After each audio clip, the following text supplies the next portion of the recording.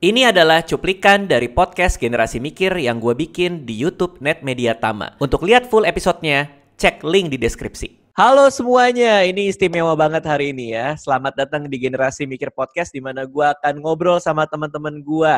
Ada Kunto Aji, ada Tara Basro, dan ada Bernhard Never to Lavish. Halo semuanya, apa kabar?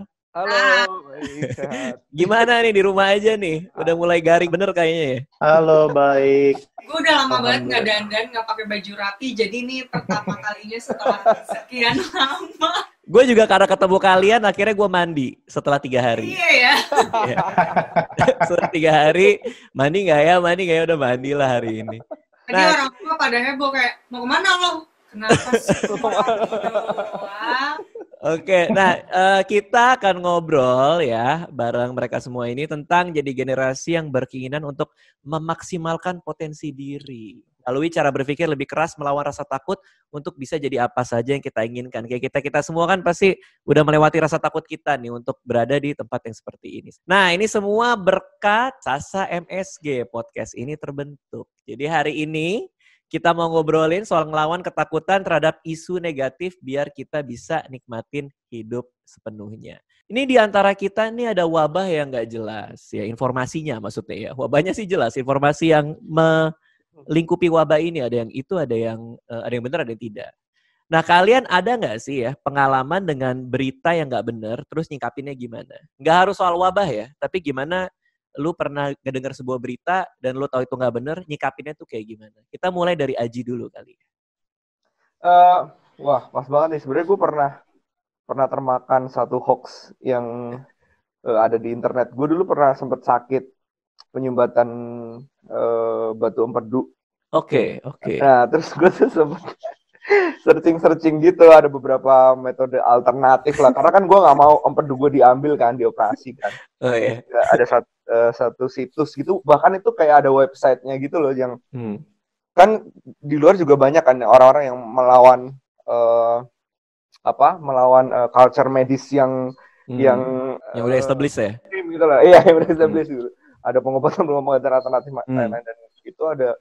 Jadi minum minyak zaitun, aduh kalau inget gue minyak zaitun dan gitu, gue lupa ya apa aja tuh gue minum terus habis itu nanti batunya bakal keluar gitu ya. Oke. Jadi ini lo lakukan?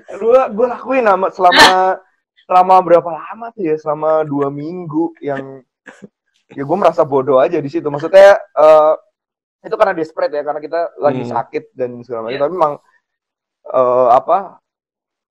kondisi kita sedang takut, sedang desperate, sedang tertekan itu memang gue kadang juga nggak menyalahkan generasi di atas kita ya, orang tua dan segala macam. Mungkin mereka dengan pengetahuan yang kurang dan tekanan di sana sini kan tetangganya belum segala macam, mungkin jadi gampang sekali mudah termakan isu. Jadi menurut gue kita sebagai orang dekat harus ngebantu gitu, yang udah sekarang kita yang udah lebih aware untuk ngasih tahu, walaupun pasti di grup WA gitu kan pasti. Tapi minimal lo minum minyak zaitun itu kulit lo mengkilap lah ya. Kan licin gitu nggak ya? Jadi glowing gitu nggak ya? Oh, jadi pesannya adalah ya inilah ya, harus cari kebenarannya dulu ya sebelum lo minum. Karena itu meyakinkan gitu loh Bang, yang ada testimoninya banyak gitu yang. Iya. Lo tahu itu tidak berhasil dari mana akhirnya? Ya setelah gue coba sendiri. Kok kenapa makin sakit ya? Kok tidak sembuh-sembuh ya? Oke. Bernhard gimana Bernhard? Lo ada cerita nggak soal pengalaman dengan berita yang nggak bener, hoax gitu? Terus nyikapinnya gimana? Ada sih. Sebenarnya lebih kepada gue yang jadi korbannya, Dit. Lo jadi korban hoax? Wah, ini menarik. Iya, jadi gue pernah bikin salah satu desain untuk Pak Presiden kan. Oh ya, jaket ya kalau nggak salah. Iya, jadi membuat desain jaket tersebut, ternyata ada berita yang tiba-tiba mengisukan bahwa desain ini adalah desain yang memecah belah Indonesia, karena ketika itu dijadikan di jaket dibuka kancingnya, itu mempunyai message atau ya, intinya ini akan memecah belah Indonesia gitu banget sih. Pak, ya namanya kan jaket ya Pak. Gitu. Tapi itu viral banget. Ya masa jaket gak bisa dibuka gini dong ya. Gini dong. Nah, lu Betul. gimana? Lu Karena gue juga sampai sempat banyak dihubungin sama sama? media-media tuh, gue akhirnya ditanya-tanya, Mas, apakah benar seperti ini apa? Terus gue jelasin kayak, ya gue jelasin banget karena, Mas, gimana caranya pakai jaket denim tanpa dibuka kancingnya? Aduh. Dan akhirnya, tapi sebenarnya sebelum gue Kenapa mendesain sih? itu pun gue tahu ini pasti akan terjadi. Sebenarnya gue ada prediksi juga karena ini pasti akan terjadi. Nah, that's why kenapa gue bikinnya pada saat kancing itu, jadi pas kancingnya dibuka juga, dia kebuka ini gue tetap bikin petanya. Di sininya juga, jadi ketika dia dibuka, ini nggak kepotong Pulau Kalimantannya pada saat itu. Oh. Gitu. Akhirnya gue menjelaskan dan gue rilis video proses pengerjaannya pada saat itu, dan gue jelaskan konsepnya ini segala macam. Akhirnya ya beritanya sendiri itu justru malah naikin nama Never Levis pada saat itu gitu. Iya. Ya. Tapi lu juga pinter ya, maksudnya lu juga Pikir ngebayangin panjang sampai dia. sejauh itu ya. Iya loh, pas dia bikin jaket, ini akan ada isu soal jaket ini. Maksudnya lu udah jauh juga ya mikirnya ya. Kalau Tara Basro gimana? Lo ada pengalaman itu nggak soal Yang berita? paling berasa sih akhir-akhir ini ya, Gimana karena tuh? dengan segala informasi di WhatsApp, apalagi orang-orang tua yang pada concern ngirimin harus makan ini, minum itu, berjemur, bla bla bla bla. Maksudnya mungkin ada yang benar. Tapi ya gue ngerti juga sih, kayak kata Aji tadi, apa, orang tua ini mungkin mereka nggak udah susah untuk navigate di dunia digital gitu. Apalagi di zamannya mereka kan mereka udah terbiasa ngedapetin informasi dari sumber-sumber yang udah fix gitu, kayak TV, radio, atau apalagi koran. Sedangkan sekarang digital kan semua udah macem-macem gitu, dan sumbernya nggak tahu. Ya palingan ya udah sih, gue bilang aja ke nyokap gue yang kayak, coba yang benar itu kalau misalkan gini jangan didengerin, jangan di forward. Sama gue rasa nih ya, orang-orang tuh kenapa sering banget nge-forward message hoax tuh karena pengen duluan gitu loh. Oh, gue nih yang ngasih tahu dia. Ya nggak sih, kayak pengen yang terdahulu gitu. Iya, tuh sempat berapa kali berita orang meninggal kayak gitu tuh, ya kan? Iya ya. Ini meninggal, ya kan bener kan? Iya. Gak taunya enggak gitu. Karena orang pengen duluan ngasih tahu gitu kan. Iya, karena pengen Pernah duluan tuh berapa ngasih kali. tahu. Nah, cuman anehnya, lucunya ya, kalau ngomongin orang tua ya. Aduh, ini orang tua gue nonton gak ya? Cuman Hai, Mom. kayak bokap gue tuh suka kayak gitu loh. Suka kayak ngirim berita, tapi emang belum jelas kebenarannya gitu. Terutama soal COVID ini ya. Harus kumur-kumur sampai mana sambil bunyi lah yang kayak gitu-gitu loh.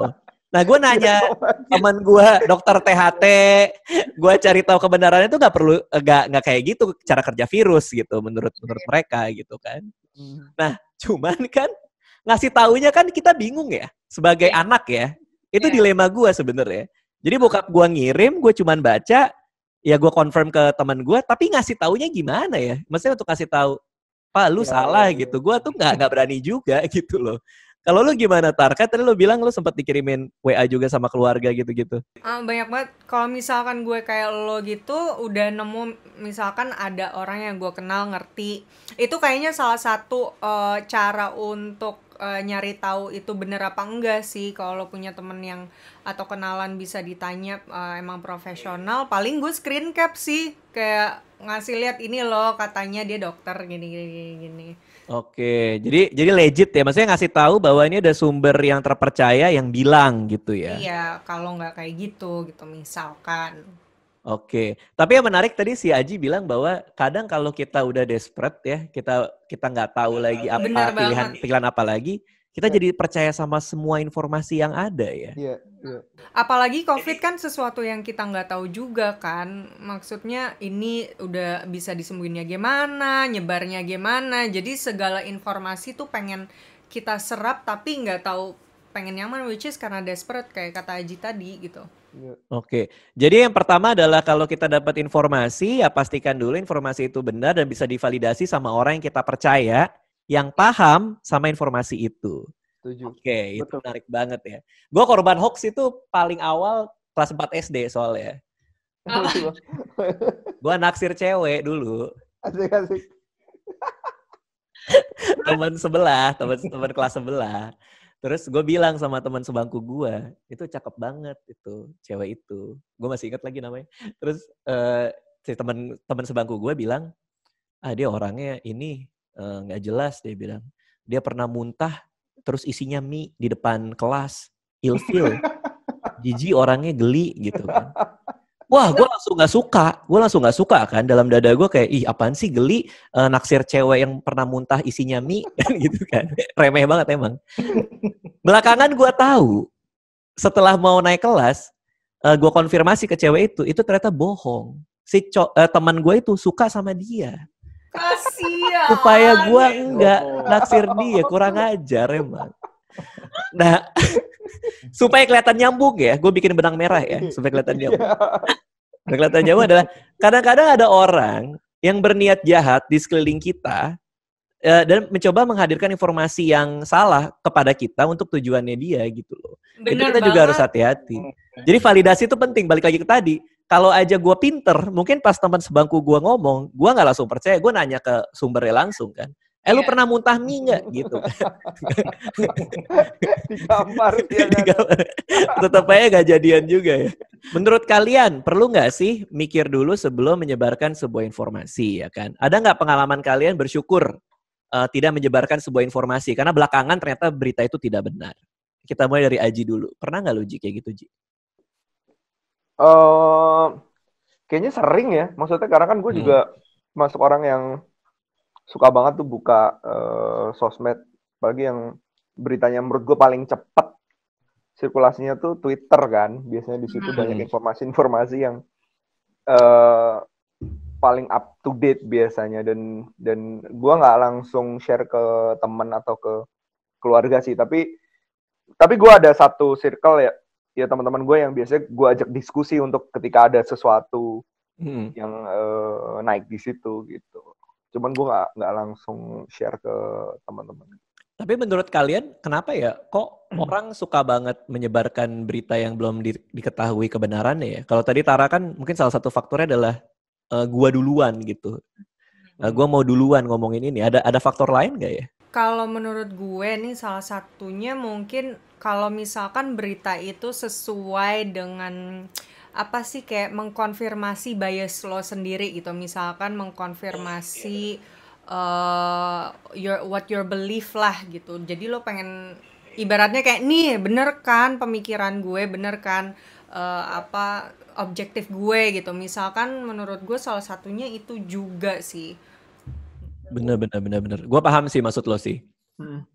Kayak katakanlah film A semua orang bilang bagus, tapi dia berkeyakinan itu tidak bagus. Dia nemu satu artikel tuh yang bilang film ini emang gak bagus, terus sama dia disebar-sebarin kan. Iya. Karena gue tahu sih, kayaknya beberapa orang gak mau salah sendirian, ya gak sih? Benar banget.